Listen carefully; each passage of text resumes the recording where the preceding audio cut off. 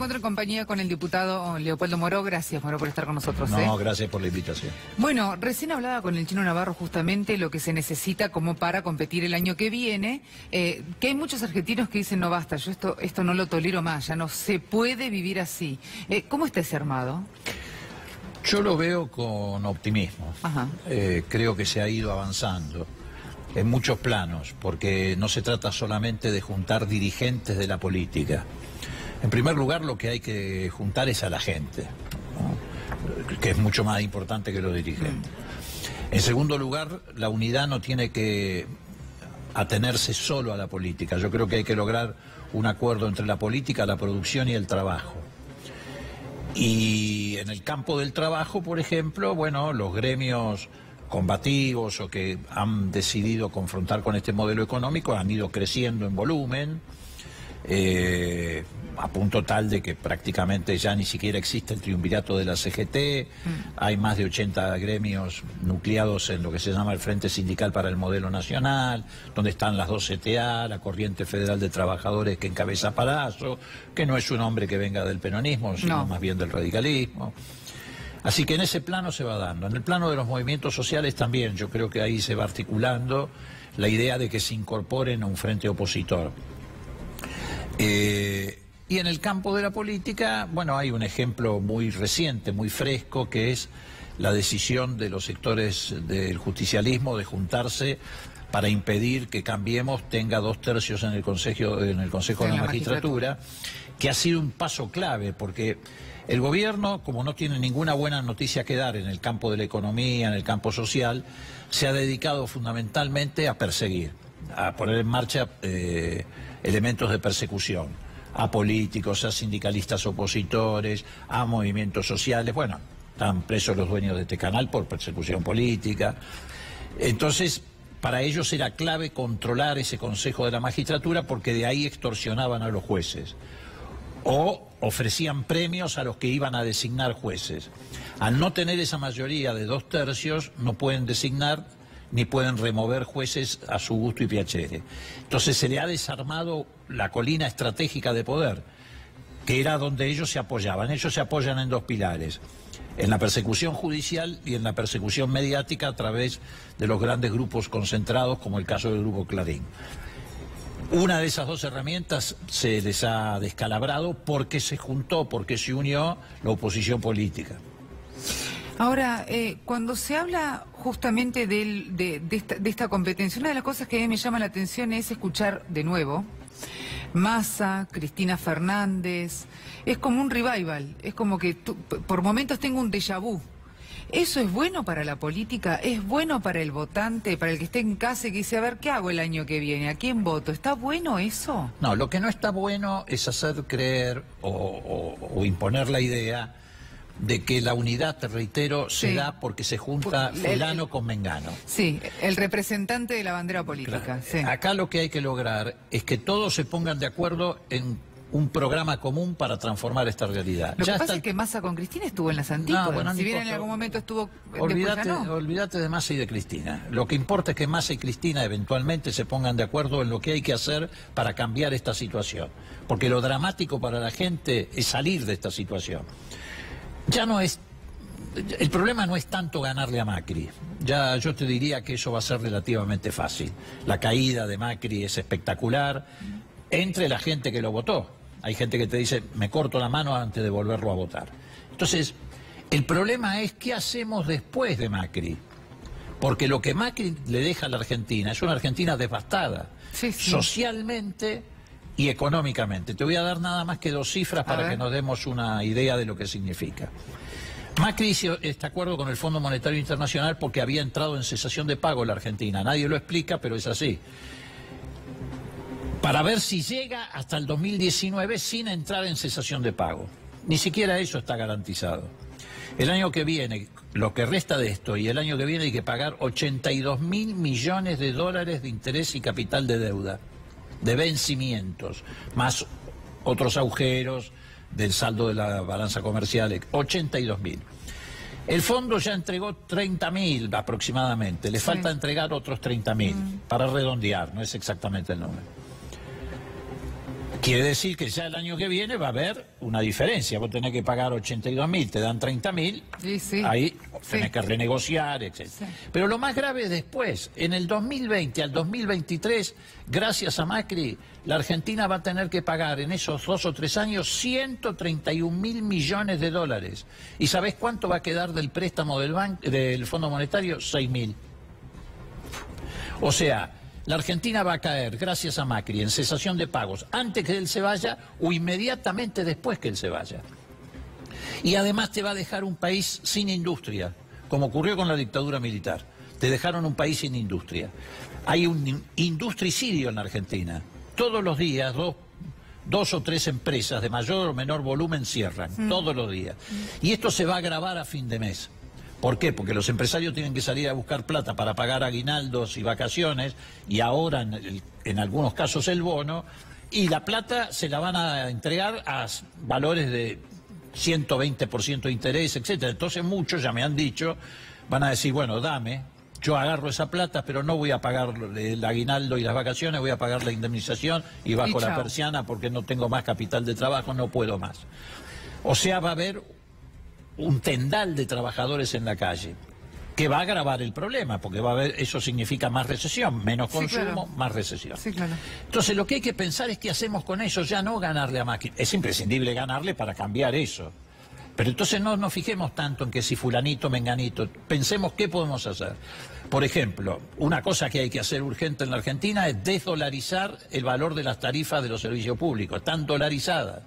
Pero todos los ingresos de los argentinos, el tuyo, el mío, el del... son todos en pesos. Sí, por supuesto, y por eso perdemos día a día, minuto a minuto perdemos dinero, así como el programa. Como el programa. Claro. Entonces, hay que desdolarizar las tarifas de los servicios públicos.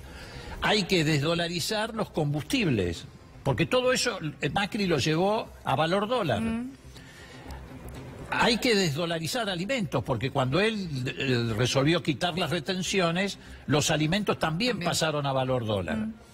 Otra cosa que hay que hacer es meter al Estado en las empresas de servicios públicos a controlar. Yo no sé si estatizarlas o no, pero por lo menos que el Estado tenga la acción de oro y sea un, digamos, inversionista mayoritario que impida que los actuales dueños de esas, mejor dicho, los que operan estas empresas, que son todos los amigos de Macri, Midling, Nique Caputo, sigan haciendo ganancias fabulosas solo con aumentar tarifas. Otra cosa que hay que hacer es volver a regular el comercio exterior. Hay que hacer un montón de cosas. Sí. Es impresionante. Pero para eso pero no es imposible. En el 2013 se heredó una crisis terrible. La Argentina prácticamente había desaparecido el Estado por las mismas políticas que ahora se aplican y se pudo salir. Ojalá no hubiera que hacer todo esto, lo que pasa que hay que hacerlo porque, te reitero, Macri deja el país devastado. Ahora, Leopoldo, ¿cómo ve el diciembre? Porque todos los diciembres nosotros nos encontramos con la misma sensación, que es el recuerdo de ese diciembre fatídico de 2001. Y ahora la situación es que si bien hay mucha contención social, que también la hubo en ese diciembre o después de ese diciembre, de todas maneras la gente no está llegando siquiera a poder comprar la canasta básica, que está muchísimo más arriba de lo que es un salario promedio aquí en la Argentina. Sí, pero ¿Cómo ves el diciembre? Vos decís bien, son dos diciembre distintos. Distintos, sí. El del 2001 y este. Sí. ¿Por qué son distintos? En el 2001 no había ninguna red de contención. No. En este, gracias a la herencia del gobierno de Cristina, sí la hay. Porque tenés la asignación universal por hijo, que cada día pierde más valor, pero la tenés, antes no estaba. Porque... Un plan social de 5.000 pesos. ¿Eh? Un plan social de 5.000 pesos. Bueno, está bien, digo, pero todo eso en aquel momento no existía. Sí. Ahora, todo eso se va agotando. Esa reserva que la gente tenía se va agotando, gracias a que el gobierno de Macri le fue apretando el cogote a medio mundo. Vamos a llegar en un momento muy difícil a diciembre, efectivamente. Recién lo decía el Chino Navarro. La situación, por ejemplo, de la gente que se ha endeudado con sus tarjetas de crédito es dramática. Entró en una bicicleta de deuda. Una bicicleta inacabable, porque sí. Vos pagás el mínimo, el saldo te aplican intereses del 120%. Exacto. Pero yo creo que no va a explotar por ahí. Creo y deseo que no explote por ahí, porque si explota por ahí, los muertos los pone el pueblo. Tal cual. Y sobre todo si tenés enfrente... Como siempre. Un gobierno... Sí, pero esta vez sería peor, porque tenés enfrente a Macri y a Patricia Bullrich, que está dispuesta a cualquier cosa. A la represión. No. Directamente. A lo que sea. Y es la ministra de Seguridad. Es la ministra de Seguridad que ha dicho hace unos días que todo el mundo tiene que andar armado. Eso es una irresponsabilidad. Yo no se lo escuché a ningún gobierno. Es una irresponsabilidad increíble. Pero no creo que explote por ahí. Ni deseo ni creo. Sí creo que va a explotar por el lado, como te decía recién, de un desempleo generalizado. Creo que entre diciembre y marzo viene una masacre social desde el punto de vista de la destrucción de empleo. Ahí sí me parece que vamos a estar en un problema muy, pero muy serio. Vos fijate, bueno, esta burla... Primero los 5.000 pesos del bono, hasta altura ya ni se sabe quién lo va a cobrar. Este mismo cuento lo hicieron en diciembre. Un bono de 5.000 pesos con ganancia. Pero además, en diciembre del 2016... hablaron de un bono de 2.000 pesos, no sé si te acordás, no lo cobró nadie. No lo cobró nadie. Vamos camino a que pase lo mismo, no lo va a cobrar nadie. En algunos casos, por perversidad, y en otros casos porque las empresas no lo van a poder pagar. No lo pueden pagar. Hay empresas medianas y chicas. Sí, no se y puede. Algunas no están. Sí, más de 7.000 se cerraron las pymes, cerraron más de 7.000 sus ventanas. Por eso. Entonces, ¿de qué estamos hablando? Entonces, vos tenés el problema del bono y el otro cuento chino es esto de que tenés que avisar con 10 días de anticipación cuando decidís echar tus trabajadores. Hace 2 o 3 días cerraron 3 empresas, no avisaron con 10 días de anticipación. Es más, están echando gente sin reconocerles la indemnización. O en algunos casos, si tenés mucha suerte, te reconocen la mitad de la indemnización.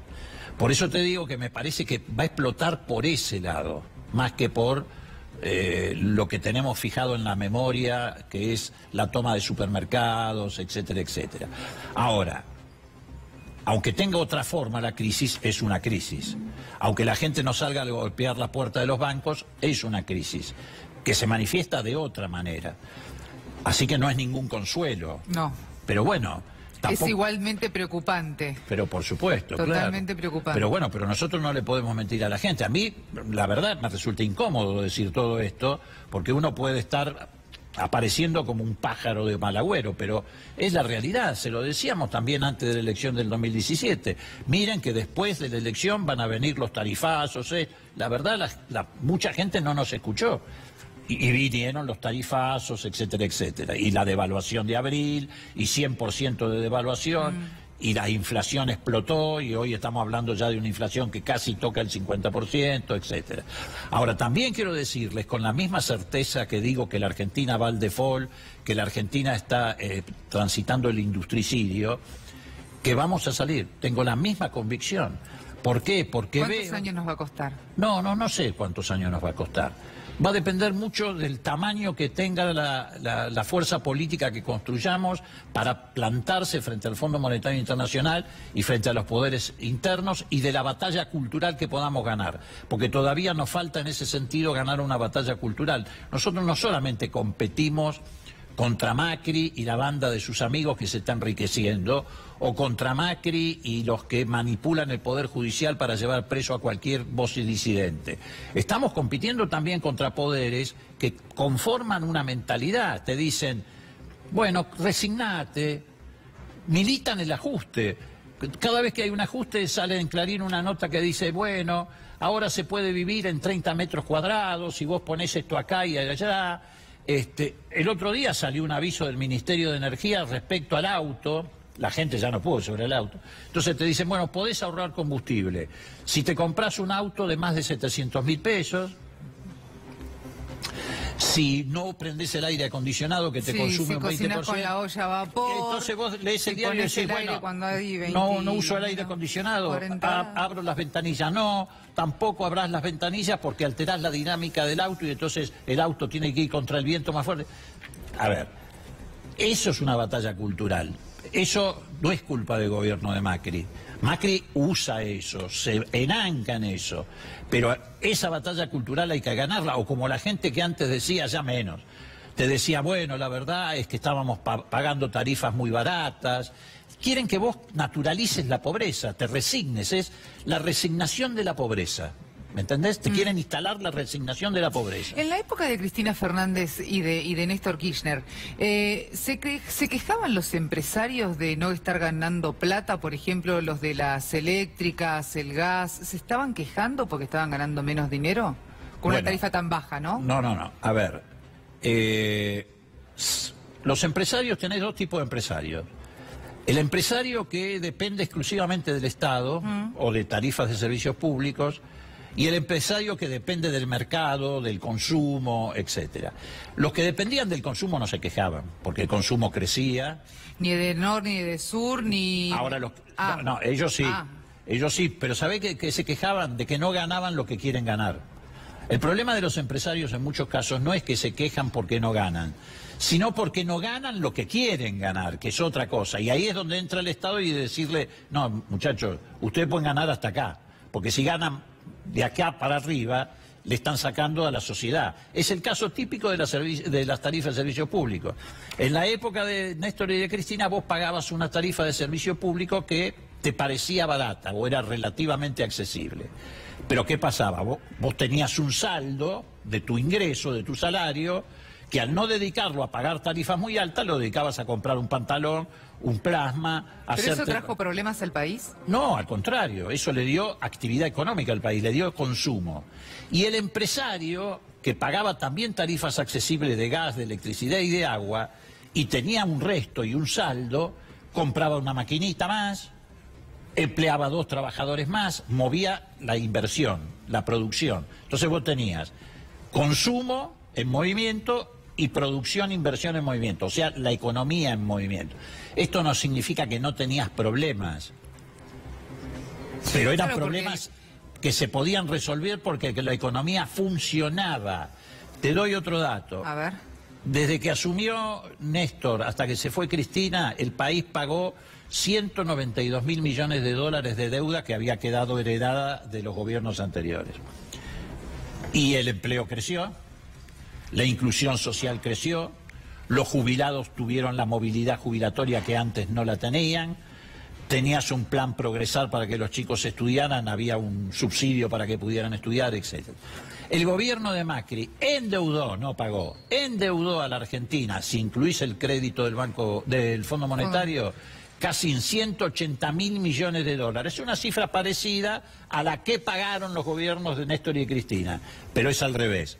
Tenés desocupación, tenés hambre, tenés destrucción de la educación, de la salud, etcétera. Es muy simple, comparás una cosa con la otra y te das cuenta de cuál es la diferencia. Diputado, muchísimas gracias por estar esta tarde con nosotros. No, gracias a vos. Ha sido un placer.